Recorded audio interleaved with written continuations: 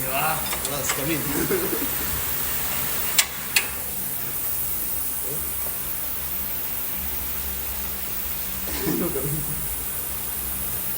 Mashallah. See, only one hand. You must feel one hand now. Me know this no. This one too much manpower. Me this no. Oh. Aywa. Alas, what's the broken?